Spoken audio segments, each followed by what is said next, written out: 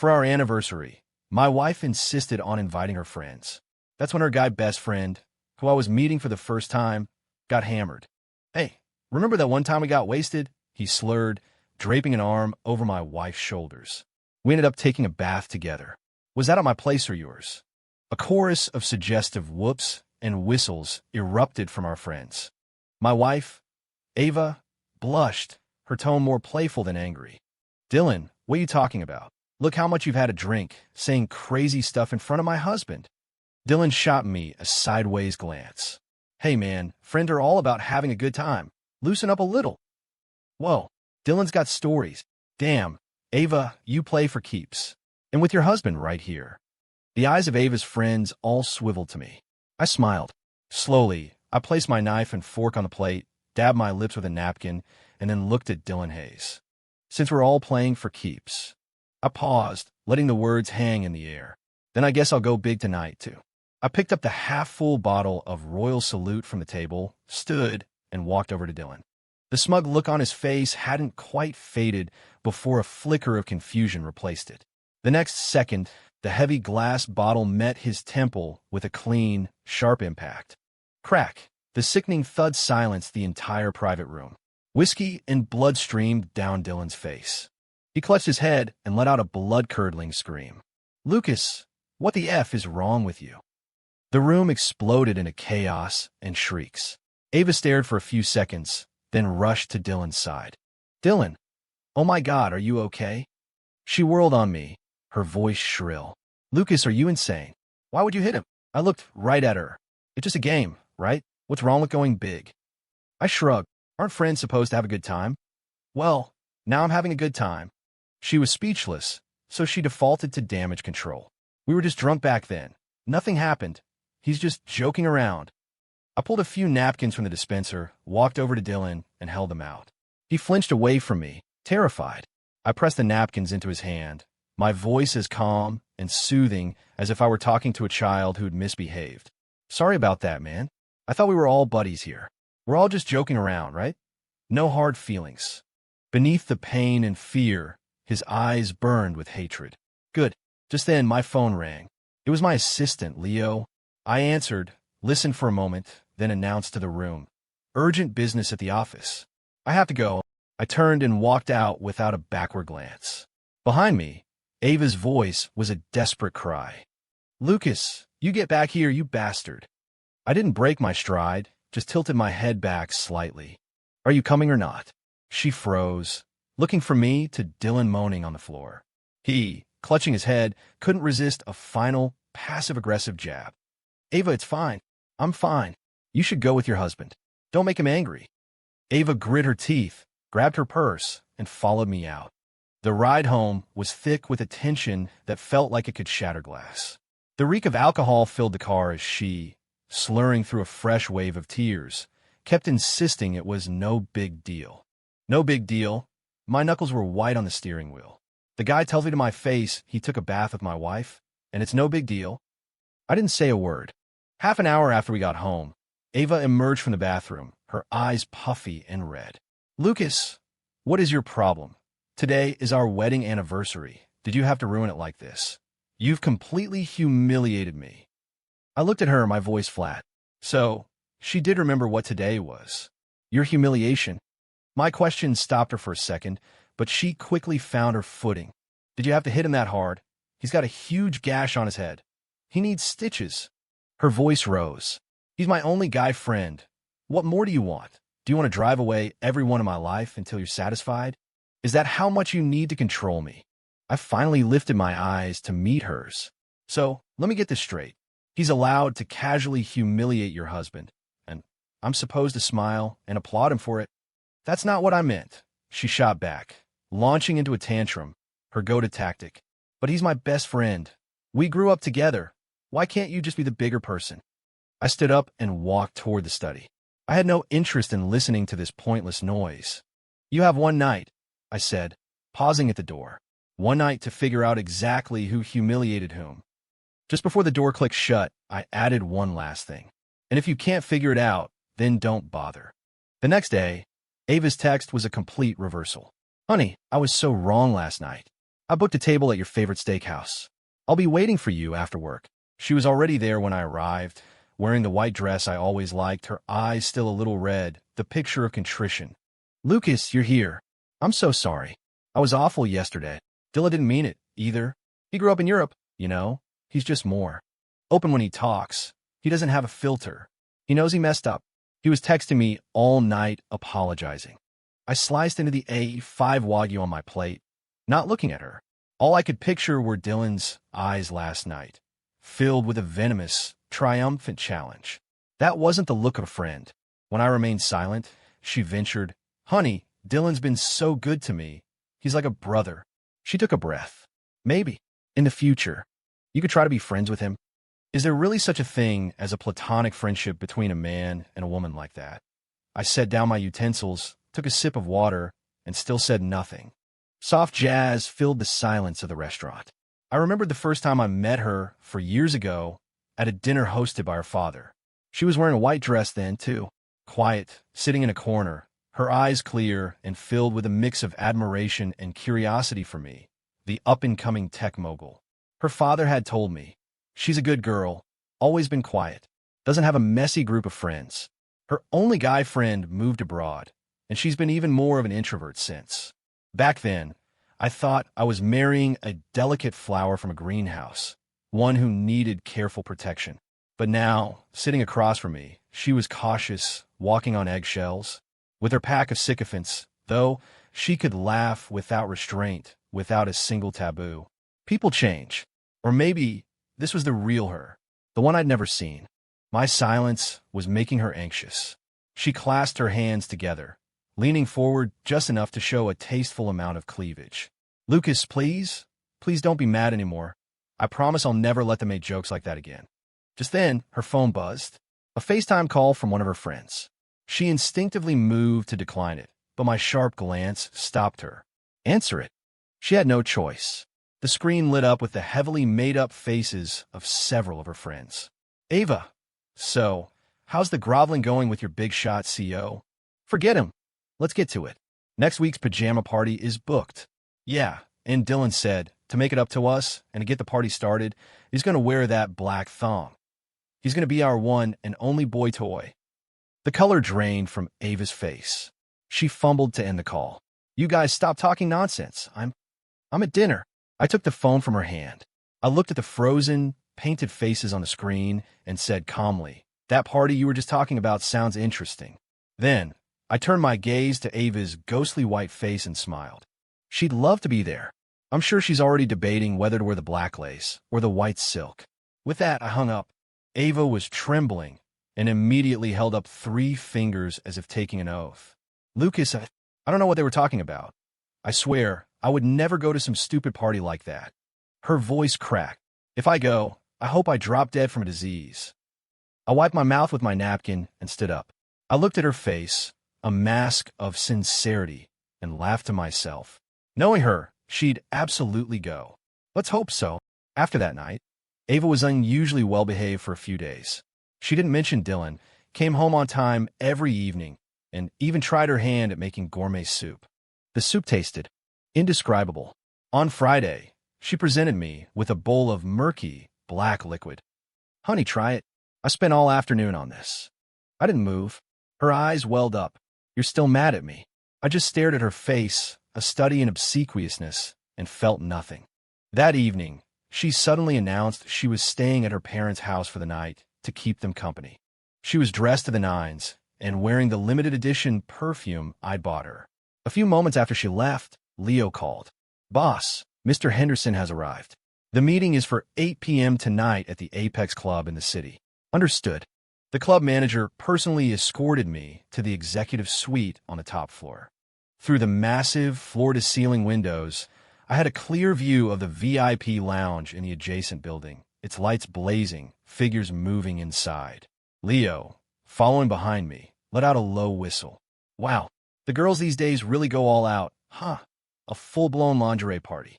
I followed his gaze.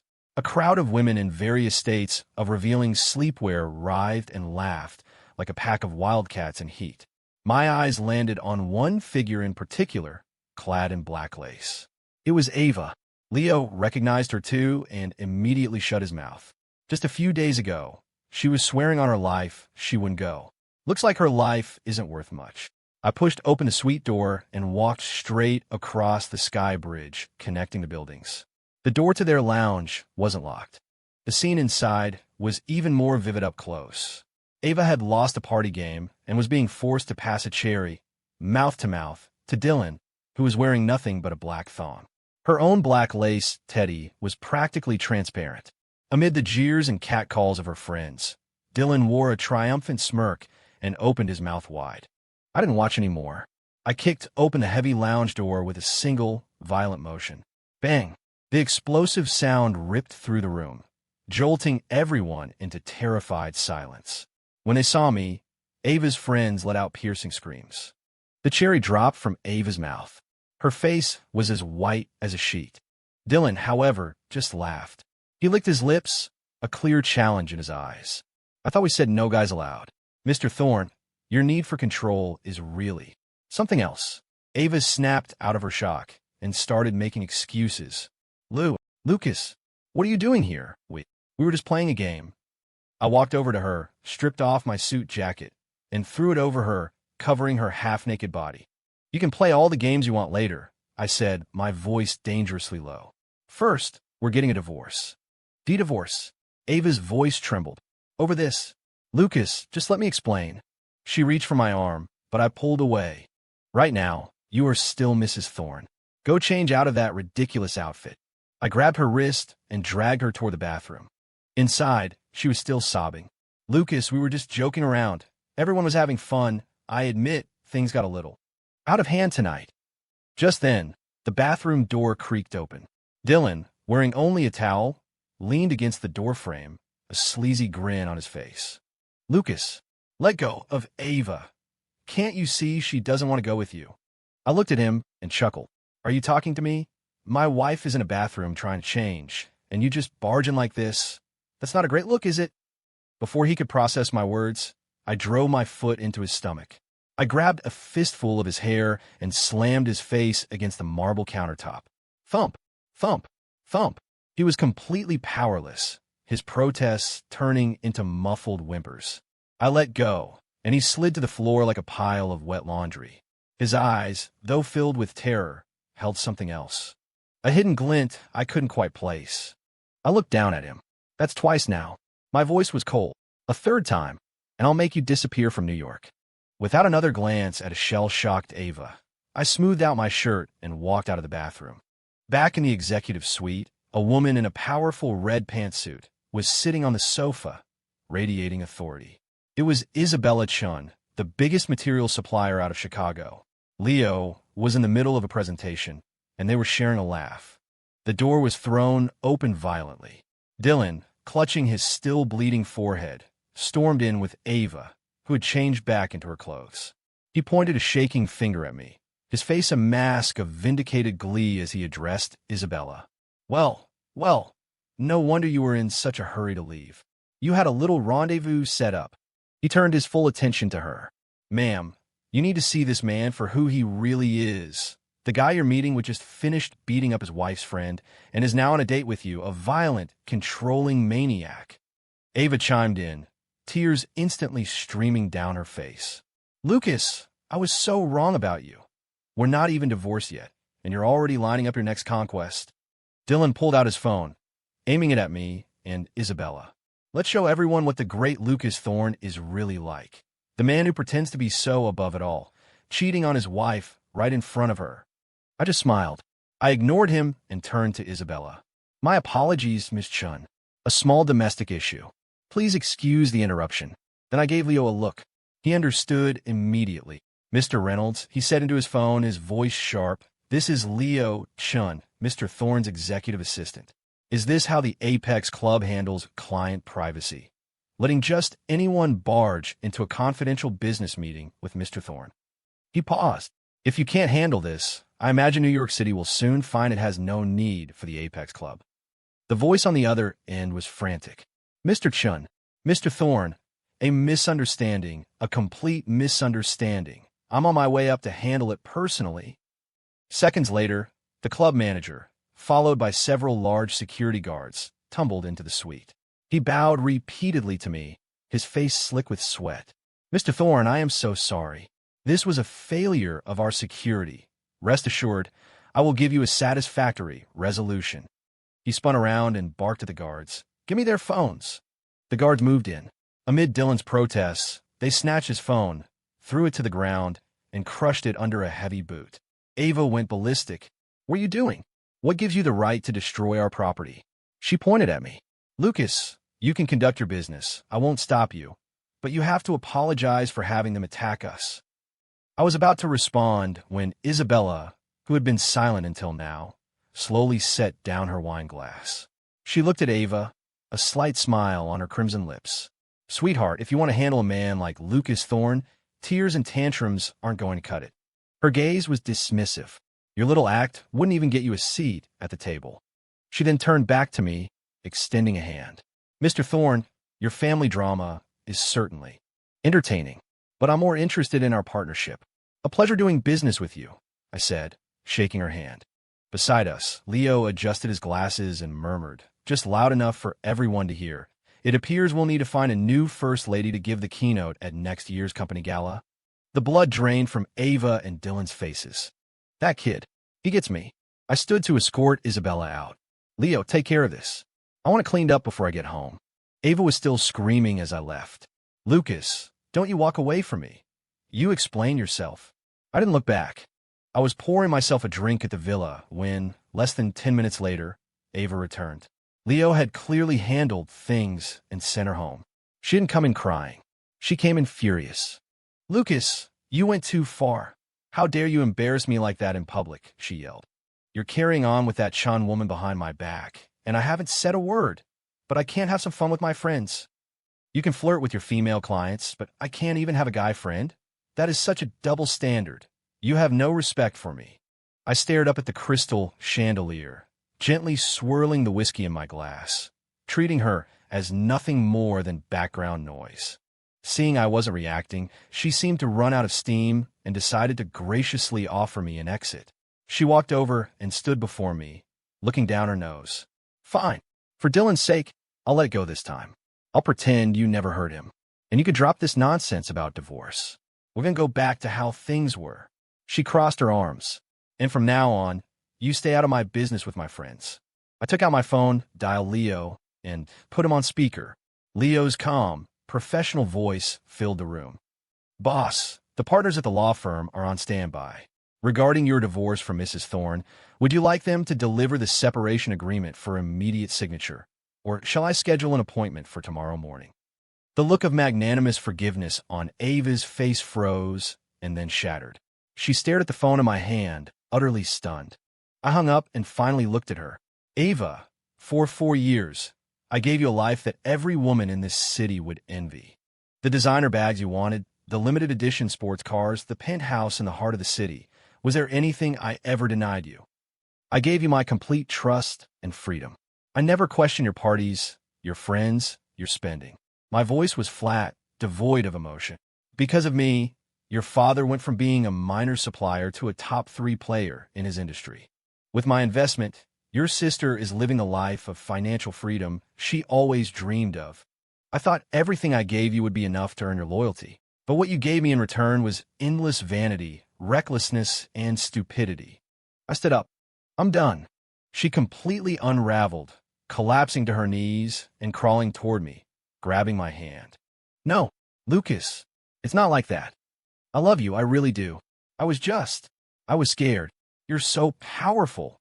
I felt like I couldn't hold on to you. I was just trying to find some sense of self-worth with my friends."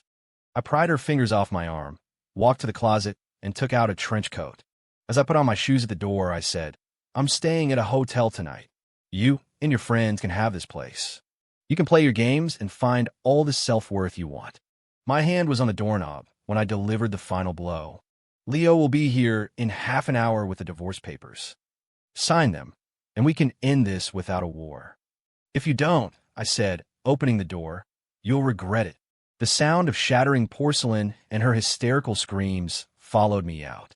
I didn't turn around. I just gently closed the door behind me. 2 days later, In the executive lounge of my hotel, Leo handed me a tablet. Boss, your wife and Dylan Hayes are trending. On the screen was a clip from one of the city's trashiest talk shows. Ava, Dylan, and her clique of friends were sitting on a couch, discussing the fourth kind of love, a bond beyond romance. The clip showed Dylan peeling shrimp for Ava, wiping her mouth, and even sweeping her up in a ridiculously dramatic princess carry when she tripped. The host asked Dylan if, as her best friend, he worried about her husband's feelings. Dylan looked into the camera with a soulful expression. Someone who truly loves her would want her to be happy, not lock her in a cage of marriage. Leo commented dryly, "Bold move, boss. They're trying to brand themselves as the independent woman breaking free and her devoted, platonic protector. They'll buy a few bots to sway public opinion, and you'll be painted as the fun-hating, controlling corporate villain. They're trying to force your hand." I scrolled through the comment section. Just as he said, the trolls were already at work. OMG, the way he looks at her is pure love. This is true friendship goals. That CEO husband sounds like a total control freak who tells their wife who she can be friends with. Hashtag Team Ava. Leave the toxic husband and find true love. I laughed and closed the video. Let them. I turned to Leo. When someone is determined to self-destruct, not even a ghost can stop them. I gave him his instructions. Contact our European office. I want them to dig up everything on this Dylan Hayes from the day he was born until now, especially what he's been up to these past few years. I want it all. Also, edit together the most intimate clips from that TV show and send them to Ava's father and sister. Just say that as her son-in-law, I feel it's my duty to let them know how happy their daughter is. For the next 2 days, I went about my business as if nothing had happened. On the third morning, I told Leo, call Ava, ask her what she's decided about the divorce papers. Put on speaker. The call connected, and Ava's sleepy, irritated voice came through. Who is it? It's so early. Then, a man's voice, rough with impatience, grumbled in the background. Who the hell is calling? Are they trying to wake the dead? It was Dylan. Leo's hand, holding the phone, froze mid-air. There was a frantic shuffling on the other end as they realized their mistake. A moment later, Ava's voice returned, laced with a smug confidence. Lucas, did you have Leo call me? She laughed. What, you regret it? Realized you can't live without me, and came crawling back. Well, I'll tell you something, it's too late. Unless you.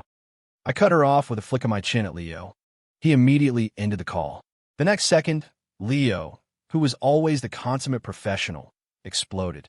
He slammed his hand on my desk, pacing furiously. What the hell?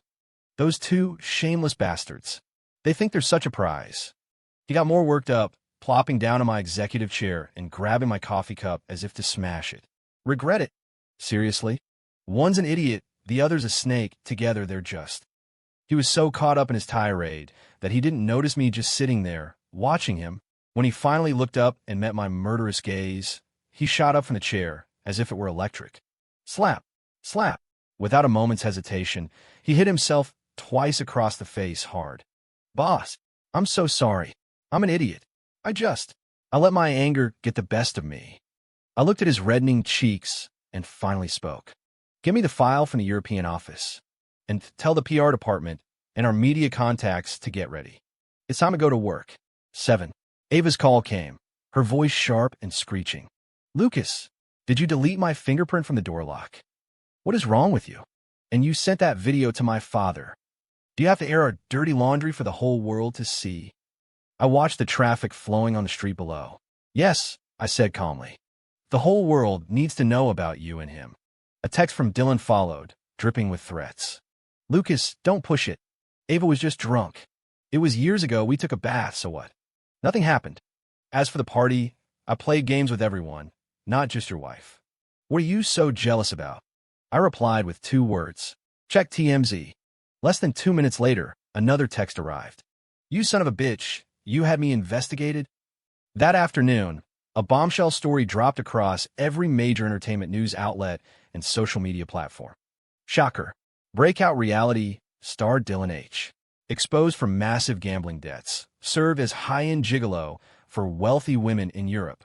The article was accompanied by graphic video stills and high-resolution photos. Even more damning, an anonymous source leaked a medical report from a top-tier private clinic in New York. It clearly stated, Dylan Hayes, HIV positive. After the story broke, Ava's friends group chat went nuclear. Everyone was frantically tagging her. At Ava Miller you knew, didn't you? You knew. And you brought him around US. OMG, I drank from the same glass as him. Am I going to die? Leo reported from the side, a grim satisfaction in his voice. Boss, the VIP slots at every major private gynecology clinic in the city are fully booked for tonight. It seems Mr. Hayes had his hands full. I shot him glare. He shrank back. I was starting to want to hit him again. That night, Ava, flanked by 2 bodyguards, went to confront Dylan at the apartment where he was hiding out. But just as she got to the door, she ran into 2 of her best friends who had arrived with their own muscle. Their eyes met. The air froze. In an instant, they all understood they weren't the only ones who had been played. Ava's call came right on schedule. As soon as I answered, I was met with her hysterical begging. Lucas, I was wrong. I've done a lot of soul-searching, and I've apologized to my dad. He's an animal. Lucas, please, help me get revenge on him. Please. Her voice was thick with tears. I know I was wrong. I'll never do it again. Please forgive me, just this once. I said nothing. I placed the phone on the conference table and put on silent. Then I put on my headset and began my transatlantic meeting with the European team about our latest acquisition. On the other end of the line, she must have sensed my silence. Her accusations faded, replaced by broken sobs. Lucas, I'm so sorry. I really am. Please come back. I know I didn't listen to you, and now I'm paying the price. It's my fault. I promise I'll make it up to you, okay? Please don't leave me. I'm begging you. Half an hour later, the meeting concluded successfully. Efficient meetings don't waste people's time. I took off my headset, grabbed my coat, and left the conference room. I left the phone on the table. 30 minutes after that, Leo found me in the lounge reviewing some documents. He was holding my phone. Boss, your call. It was still active. He handed it to me, a strange look on his face.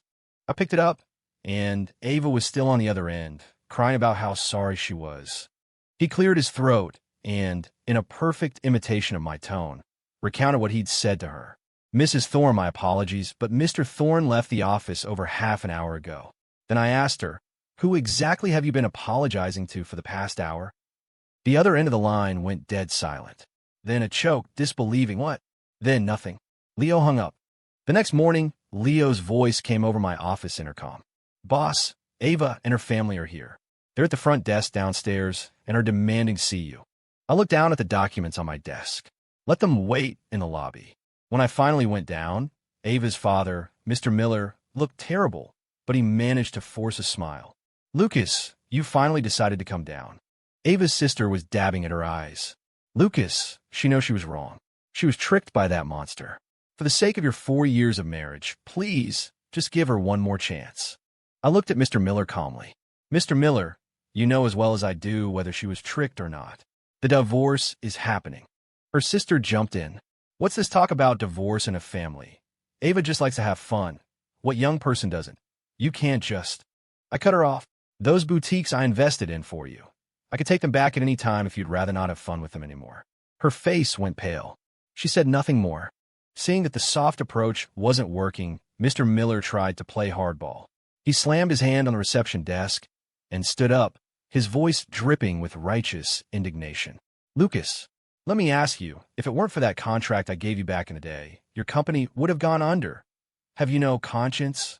Our Ava made a mistake, but it's not a death sentence. You dragged her and that lowlife's business out for the whole world to see. How is she supposed to live this down?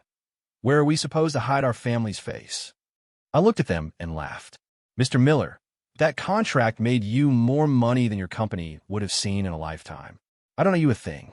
As for your family's face, don't you think it's a little late to be worried about that? When she was out playing her disgusting games with another man, did she think about my face? About the Miller family's face? They were speechless. Ava, completely panicked, fell to her knees and grabbed my legs. Lucas, please, don't divorce me. I'll do whatever you say from now on. Mr. Miller, seeing his pleas were useless, resorted to making a scene. I don't care. If you don't forgive Ava today, I'm not leaving your company. I'll make sure everyone sees how Lucas Thorne repays kindness by driving his own wife to her death. I ignored them and turned to Leo. It's about time. Play it. My voice was cold. Let's let everyone see exactly why I'm doing this. Leo nodded. A moment later, the massive, 3-story-high, curved LED screen in the company lobby flickered to life. Playing on it was crystal-clear security footage from the Apex Club. Ava, in her lace teddy, passing a cherry from her mouth to Dylan's. The club may have been private, but my money was persuasive. The entire lobby fell into a dead, shocked silence. Every employee, every visitor stopped in their tracks, their faces turned up toward the giant screen in disbelief. Ava let out a desperate shriek. "Don't play it! Turn it off! Turn it off!" She tried to cover the screen, but it was hopeless. She just crumpled to the floor, sobbing. I walked over to her. Slowly, deliberately, I pulled the wedding band from my left ring finger, the one I had worn for 4 years. I tossed it into the decorative grate of a nearby water feature. "Now we're even." Ava turned to her father, her voice a pathetic wail. "Dad, help me. Make him get the ring back." Mr. Miller's face was purple with rage. He raised his hand and struck her, hard, 3 times across the face. "Slap, slap, slap. I don't have a shameless daughter like you." Ava, stunned, fell to the ground, staring at her father in disbelief. Her sister let out a long sigh, too ashamed to stay, and moved to pull Ava to her feet. Just then, Leo appeared with one of the cleaning staff, handing her a bucket of water. "Ma'am, could you do me a favor? Please flush this drain out. Vigorously. We can't have any filth clogging up the company's good fortune." The janitor nodded and began pouring bucket after bucket of water down the drain. After handling things at the office, I took my private elevator to the parking garage. As my car's headlights flashed on, they illuminated a crazed figure standing not far away. It was Dylan. His eyes were bloodshot. "Lucas, look what you've done, you son of a bitch," he screamed, his voice raw. "You scheming bastard. You ruined me. You ruined everything." I looked at him, my expression blank. "Did I? Or did you ruin yourself?" My calmness seemed to push him over the edge. He laughed, a sound more painful than a sob. 10 years ago, if it weren't for your company, Vanguard Innovations, would my father's business have gone bankrupt? Would I have been forced to go overseas and live that hellish life? You stole my market, you stole my life. So what's wrong with me stealing your woman?" He was hysterical. "Why you? Why does it always have to be you?" I'd already found all this out in my investigation. My voice was tinged with a slight pity. "Because you're a failure. 10 years ago, your family's business went under because it was garbage the market rejected. 10 years later, you're in this mess because you chose to become garbage yourself." He was shaking with rage. He pulled a knife from his jacket and charged at me. "I'll kill you." From a distance, I heard Leo's panicked shout. "Boss, look out." I sidestepped his clumsy lunge and delivered a sharp chop to his wrist. The knife clattered to the concrete. A clean hip throw sent him crashing to the ground. I planted my foot on his chest, pinning him. He was still screaming curses. "Lucas, kill me. Go on, kill me. If you don't, I'll haunt you from beyond the grave." A dark shape moved quickly. A black tactical baton whistled through the air and connected with his kneecap with a sickening crunch. It was one of the company's security guards, who had rushed down with a terrified Leo. Dylan's leg bent at an unnatural angle. He howled, a sound that was barely human. At that moment, a group of menacing-looking men stormed into the garage from the other end. The leader, a man with a thick scar across his face, kicked Dylan squarely in the ribs. "Dylan Hayes, you still owe the dragon money, and you have the nerve to show your face in New York? ING arrogant, even going on TV. Boys, get him. Beat him until he pays up." Dylan, on his knees, grabbed the man's leg. "Dragon, please just give me a little more time. I'll have the money soon, I promise." The money he was referring to, I presumed, was the settlement he thought Ava would get from our divorce. Suddenly, a series of camera flashes lit up the garage. A dozen reporters, seemingly appearing from nowhere, swarmed the scene, their cameras aimed at the chaos. Dylan saw the flashing lights, saw the vicious loan sharks, and his face crumbled into absolute despair. He started muttering to himself, his eyes vacant. A familiar figure appeared at the garage entrance. It was Ava. She took in the hellish scene. The blood, the reporters, Dylan's insane mumbling, and the color drained from her face. She started to step forward, but seeing Dylan's crazed state, she hesitated, taking an involuntary step back. Dylan saw it. He stopped his nonsensical babbling and locked his eyes on her. His stare was pure venom. "Ava, you're running away too?" he shrieked. "You bitch, you can't run. You forgot about that night, didn't you? You slept with me. You're infected just like me. If I'm going down, you're coming with me. Ha ha." I stood apart from the pandemonium, watching Ava flee, a cold feeling in my chest. Leo was suddenly beside me, draping my coat over my shoulders. I looked down at Dylan on the ground. "I told you. A third time, and you'd disappear. Let's go," I said to Leo. Everything that happened after that had nothing to do with me. A month later, my divorce from Ava was finalized in a New York courtroom. With a mountain of evidence and her own lawyer offering almost no defense, the judge granted the divorce on the spot. Because of Ava's gross misconduct and adultery during the marriage, I was awarded 95% of our shared assets. She walked away with almost nothing. Later, I heard she left the city, spending her days consumed by regret.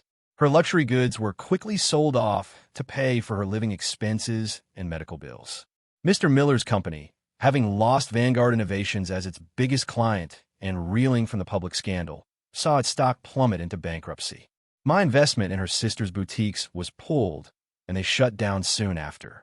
Dylan was diagnosed with an acute stress-induced psychotic disorder and committed to a psychiatric hospital.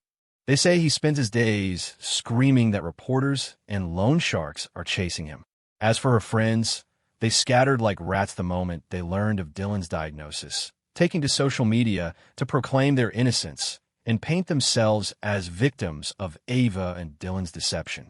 I stood in my office, looking out over the New York skyline. The circus was finally over. Leo brought me a coffee.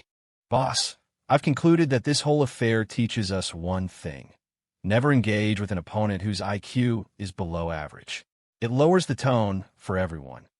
I smirked. "Are you angling for my chair again, Leo?" Just then, the front desk called to say Mr. Miller was downstairs again, demanding to see me. Before I could say anything, Leo picked up the phone and dialed our lawyer. "Mr. Davis, this is Leo Chun. Mr. Miller is on our premises, causing a disturbance again. Please issue a restraining order on behalf of the company and notify the police. Have security escort him out. If he resists, have him arrested for disturbing the peace." Hanging up, Leo shrugged at me. "With people like that, you can't give them an inch of hope. Otherwise, they stick to you like gum on a shoe." I gave him a thumbs up. "Nicely done. I'll add an extra 0 to your year-end bonus." My personal phone rang. It was Isabella Chun. "Lucas, the European lab acquisition is complete. Care to join me for a celebratory dinner?" I looked out the window. The sun was shining. It would be my pleasure. After I hung up, I looked at Leo. "You little schemer. You've been trying to set me up with your sister this whole time, haven't you?" He froze, a bead of sweat instantly forming on his forehead. His face was a mask of pure panic. "Boss, what did you find out she was my sister?" I just smiled and didn't answer.